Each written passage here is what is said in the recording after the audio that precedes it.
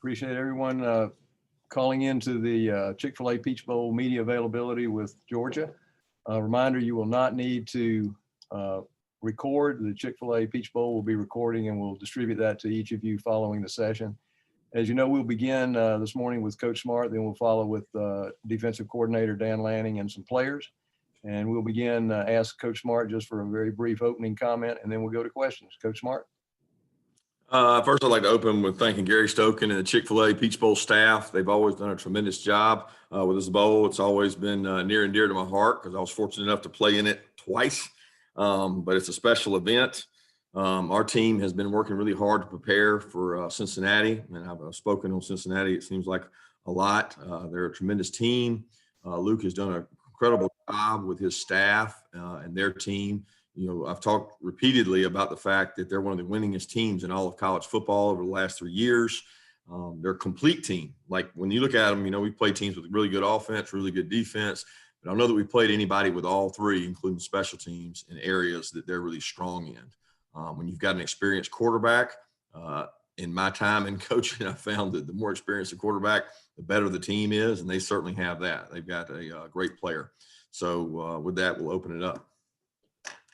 All right, we'll begin with questions. We'll try to go maybe two at a time. Let's begin with Anthony Dasher from UGAsports.com, and then we'll go to Chip Towers from the Atlanta Journal-Constitution.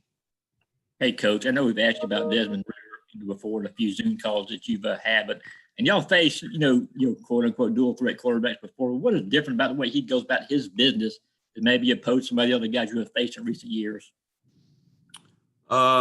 He's really smart. You know, he puts them in the right play a lot. I think they put a lot on him check-wise. You can see he does a great job of getting them in the right play. You very rarely see them in a play that is bad for them, meaning when somebody's doing this, they're doing this. They have an answer for whatever you do, and he's done a great job of putting them in the right play. And he's a really good athlete. I think it's deceiving how fast he is because he has really long legs. So when he takes off running, I mean, you see him outrunning people all over the place.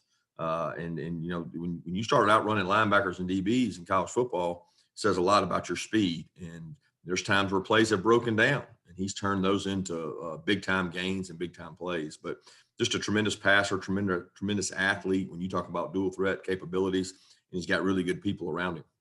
Have you ever seen a quarterback with a 91-yard touchdown run before? Not that I remember.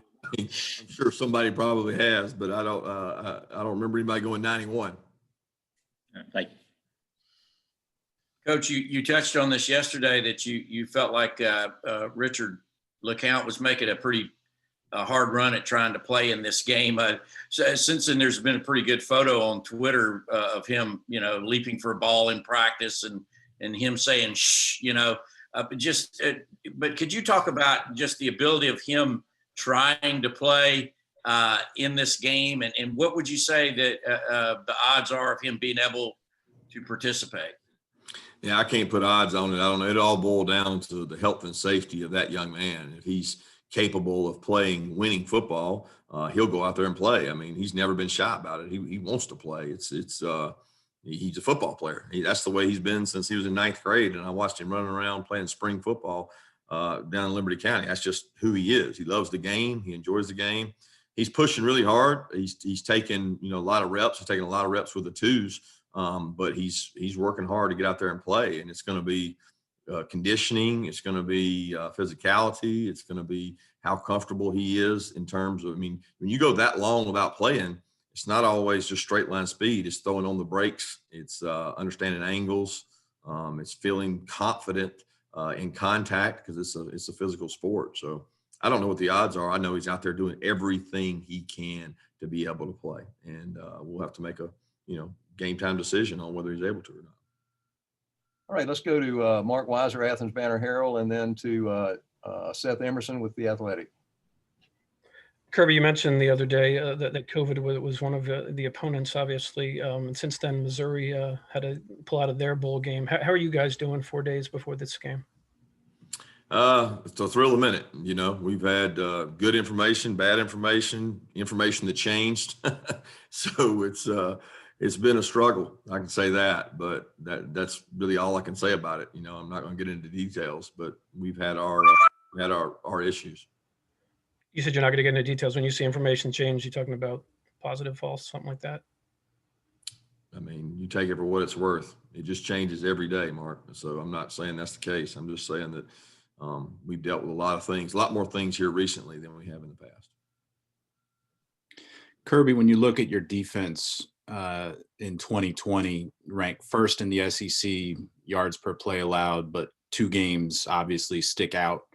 Do you look at it in the big picture as you faced different kind of opponents, especially those 2 very high octane offenses, or do you look at it as your defense? How do you look at your defense in the context of the whole season and its performance? Well, I would first say the season's not over, so we try to look at it in the context of the entire season. And although we won't have the exact same defense out there for this one that we had most of the season, we'll have some of the same guys. But to be honest, we didn't have the whole defense out there after Kentucky the rest of the year in terms of complete and healthy. But that's the case all across college football. We try to go back and look at things from a perspective of an entire season. Be objective about it, try to find areas that we can improve in and things we can work on. And it won't be any different with this group. I'm certainly very pleased with our staff, the work they put in, the teaching they do. I'm very pleased with our players, how hard, how conscientious they've been about learning what we want to do defensively. And look, you're not going to play in football in general, but in college football anymore, and not give up plays, because the risk you have to take to give negative plays gives you an opportunity to give up explosive plays. And one of the key ingredients is, can you give people lost yardage plays? Can you get tackles for loss? Can you get sacks? And we've actually done that at a higher clip than we have in the past. We just got to improve in not giving up as many explosives, and then you've got a recipe for what you want. Let's go to Mike Griffith with Dog Nation, and then followed up with Bill Dennison from WLW Cincinnati. Hey, Coach, you've told us one of the things you do is look at the opposing defense. I want to ask you about Marcus Freeman. I know he's a finalist for the Broyles Award. I'm pretty sure you won that award yourself. That turnover streak Cincinnati has, the number 2 pass efficiency defense, what are they doing over there, and what have you seen from that coach? Well, he does a tremendous job. They have some different schemes than we play in our league, and they give you different looks. They're very multiple, and the 3-down and 4-down looks they can give you. They have a couple guys that play hybrid positions, and they can be, quasi linebacker, quasi safety, and they do a good job mixing that up. So it's not like you can say, oh, they're like them. They're like, or they're like them. They're not like really anybody we play, and that's unique. And they play extremely hard. They're very sound in what they do. They're good at what they do. And when you create turnovers like they do, I mean, that's probably one of the most amazing stats that I've ever seen in terms of generating that many turnovers or that many games in a row. I mean, I've been coaching defensive football for a long time, around some really good defenses, and I don't know that has ever happened. So number one, it's a credit to them and what they're doing to generate those turnovers, and we got to try to avoid them. Coach, can you talked a little bit about Desmond Ridder, but what about the other offensive weapons that Cincinnati has? I mean, running backs and the wide receivers. Yeah, their backs are really physical. Both get downhill. They complement each other. Really good players, out at wideout. They've had the emergence. The Pierce kid's done a great job. He gets the ball vertical, makes a lot of plays down the field. The speed they have out there with Young and Trey Tucker are really exceptional. I mean, when you look across the board, the complete group of wideouts, probably right there outside of Alabama, is as good as we've faced in terms of wideouts. They do a great job using their tight ends. Those 2 tight ends are huge, and they do a great job in the run game of mixing their tight ends in to create run-pass conflicts for players. And when you look at their tight ends, they do a tremendous job doing it. So Ritter's got a great group of guys there that he can use to pass the ball. Let's go to Dean Legge with Dog Post, and then to Charles Odom, Associated Press. Kirby, there's been a lot of discussion this week and leading up to this month about teams like Cincinnati, who are undefeated, not getting a shot at being in the playoff. From your perspective so far, what have you seen from them? How do they compare against teams that you've seen in playoff in the past? Well, they're, like I said earlier, they're the most complete. I think the problem this year is not necessarily them being undefeated. It's the not having the cross-conference games. It's hard to compare. Like if they had a year, and I don't know how many guys they play out of conference in a traditional year, but if they were able to go and get a Big Ten and SEC, some other opponents, it makes it much easier to compare that. It's harder this year. It's harder for us because when you look at stats and you look at resumes, everything within conference it's within your conference. So it's only relative to your conference. You don't get to get cross-conference comparisons, which makes it tougher. It's not to say that if they had played out-of-conference opponents, they definitely would have got in. I don't know that. I know this. They're a really, really, really well-coached, sound, talented football team. And when you got a quarterback, a good defense, and great special teams, you very rarely beat yourself. So regardless of who they're playing, they're winning and they're doing it the right way. They're playing really sound football, which makes them a high-quality opponent. Corey, as your guys have come back from their break, have you gotten a feel for their hunger, for their morale, et cetera, coming into this game? And does it make a difference, the hunger factor, not having that last senior game and also being able to play, close to home for family? Yeah, I think our guys are in a great place. I think the time away, I noticed that for the Missouri week, the best practices we had were the time away they had the weekend before for the Missouri week. And it's been kind of the same way. They got a little time away for Christmas. And since they've come back, really only been not even 48 hours, but they've been tremendous in terms of focus, attention to detail, guys being places on time. You don't have school going on, so you have a little more time with your players. But what you don't want to do is bog them down with being over here all day. There's a fine balance between too much and not enough. And balancing that as a coach is tough. So we've had morning sessions and everything like that to help out. Let's go to Jake Road, Dogs 247, and then we'll go to Anthony Patterson in Cincinnati. Kirby, you just hit on the fact that you guys don't have school right now. You're also not getting to have the traditional bowl experience. Do you try to use some of that time that they're not spending in school to maybe do a little thing, do new things, keep it fresh? And what are some of those things you guys are doing to have fun and kind of build team stuff and just be a family right now?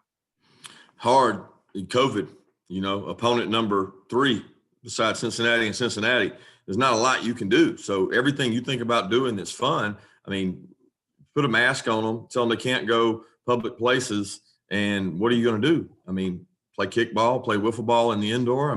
They're over here a lot already, so the fun we try to have is in the meetings, in our walkthroughs, in our focus for the game. But the fun is always been in winning for me. And how do you win the game best? You have good practices. You have competitive practices. You try to raise the temperature a little bit to get the competitive nature and the fire with which your opponent's going to play with, and say, hey, match my intensity in practice. If I'm not going to be the guy in the game, can you match my intensity in practice so that you can match his when the game time comes? But we've had, say, hey, you got 4 to 6, you can go to the bowling alley. But if you go to the bowling alley, you got to wear your mask the whole time. You got to stay in your lanes. You got to do this. You got to do that. You got all kinds of stipulations. At the end of the day, our guys feel most comfortable being in their own environment, which is here or at home. Hey, Kurt. Just from a standpoint, you as a coach, we know being a coach of UGA, you have national championship aspirations basically every single year. But this year obviously didn't work that way. But you guys are able to play in the Chick-fil-A Peach Bowl as a consolation prize after not being able to play in the Chick-fil-A opening kickoff game this year. My question is basically, how does it feel to have this as a prize, even though you guys weren't able to compete for a national championship? And how do you embrace just this challenge of being able to build and get some guys experiences that may have not been able to get as much playing time throughout the year? Yeah, I look at it as a blessing, because when you get to a New Year's Six bowl, that's an accomplishment. Let's be honest. Not everyone gets to go to a New Year's Six bowl. So I'm not going to diminish that or say it's a disappointment, because I think when you do that, you set yourself up for failure. If every year is a disappointment that you don't get to the playoffs, or you don't get to the national championship game, or you don't win the national championship, what kind of lessons are you teaching, your players and your kids in life? A lot of the goals I set as a young man, a young player, I didn't necessarily reach them, but when I fell short, I still fell in success. And there's a certain barometer that what is success and what is it defined as. And for us, getting to a New Year's Six bowl is, one of the expectations we have every year. And this is an awesome bowl game. You get to play a top 10 opponent.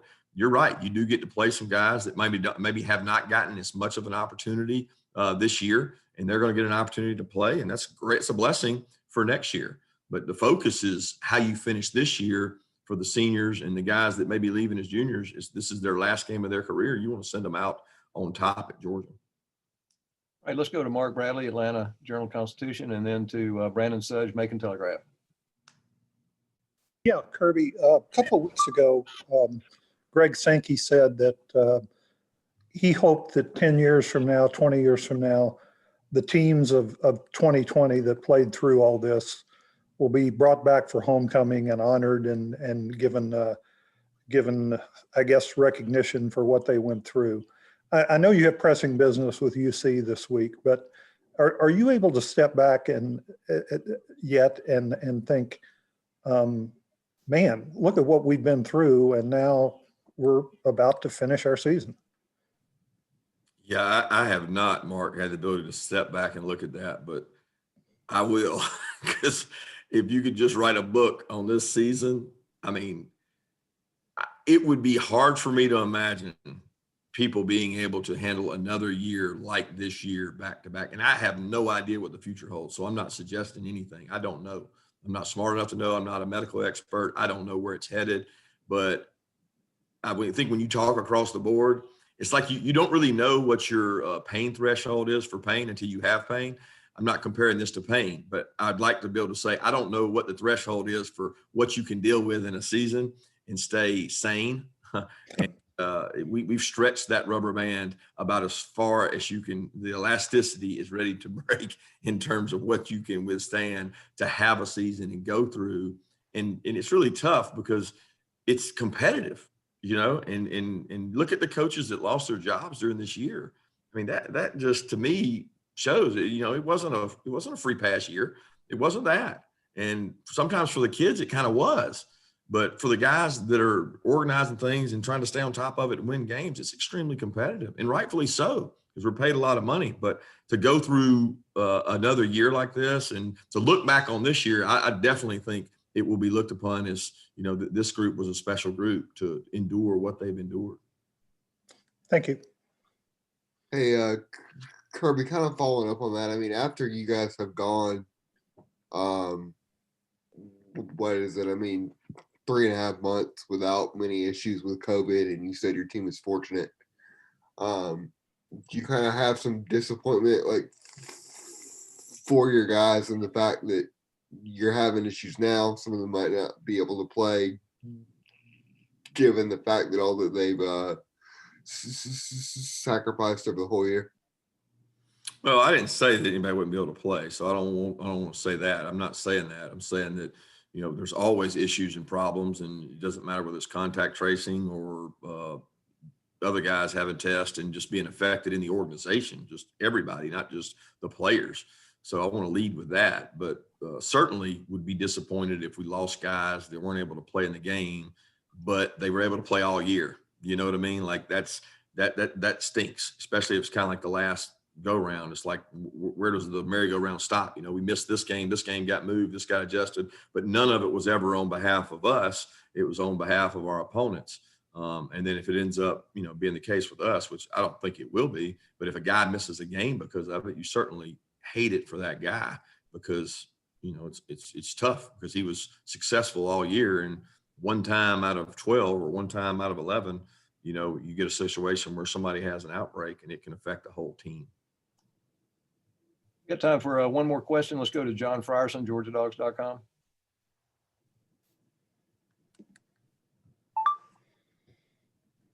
Okay, last question. Allison, do you have one from WSB? Last call, David Pascal. Kirby, just kind of curious. I know this thing is going to be configured to seat 15, 16,000 or whatever it's going to be. Do you expect some kind of atmosphere in here? And if I had to ask, having gone through this season, what's been the best atmosphere y'all have played in? Was it the early game against Auburn? I mean, that seemed kind of loud. I just didn't know what the best atmosphere you've experienced.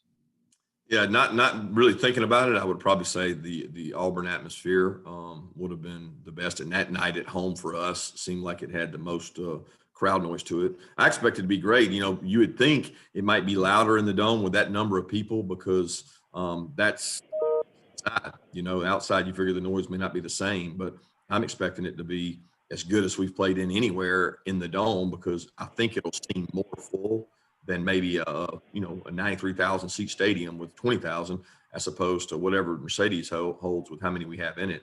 I'm expecting it to be a great atmosphere. But again, the players turn that off once the game starts. I know it's hard to believe, but you don't hear that, you know, whether there's 15, 20 or 90,000, you go out and play the game. Thank you, Coach Smart.